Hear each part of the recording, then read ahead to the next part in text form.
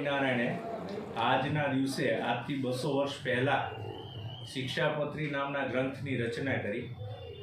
આ શિક્ષાપત્રી ગ્રંથ એ વ્યક્તિને સદાચરણ કેવી રીતે કરવું જોઈએ, બાળકે કેમ વર્તવું, માતાએ કેમ વર્તવું, મૂળભૂત તો સર્વશાસ્ત્રનો સારરૂપ આ શિક્ષાપત્રી લખી છે।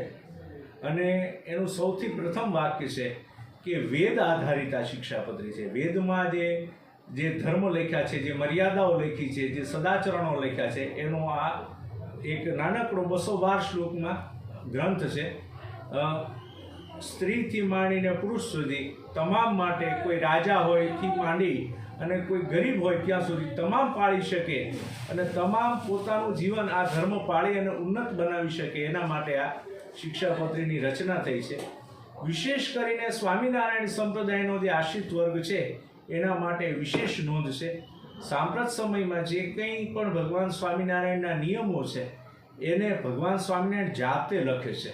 કોઈ વ્યક્તિ બોલે અને કોઈ લખે, અને કોઈ વ્યક્તિ જાતે લખે, એ બેમાં જેટલો ફરક છે એટલો સ્વામિનારાયણ સંપ્રદાયના ગ્રંથોમાં શિક્ષાપત્રીનું મોખરે સ્થાન છે, કારણ કે સ્વામિનારાયણ ભગવાન પોતે લખે છે।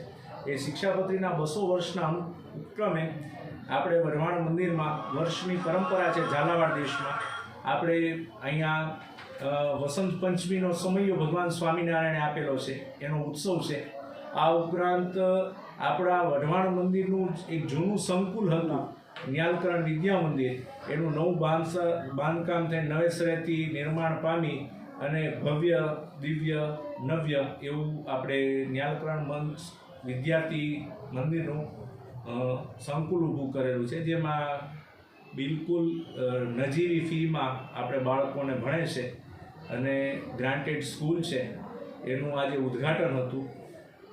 અને બસ ભગવાન સ્વામિનારાયણને પ્રાર્થના કરીએ કે આ વસંત પંચમીમાં જે લખેલા સદાચરણો એ પ્રમાણે લોકો જો જીવન જીવે તો એને ક્યારેય આધિ ભૌતિક, આધિ દૈહિક કે આધ્યાત્મિક ત્રણેય પ્રકારના જે તાપ એનાથી રક્ષણ થાય છે, સમાજમાં ઉન્નતિ થાય છે, સમાજમાં એકતાનું કારણ બને છે અને લોકો પોતાના વ્યક્તિગત ઉત્કર્ષથી લઈ અને રાષ્ટ્ર ઉત્કર્ષ સુધી લઈ જઈ શકે છે।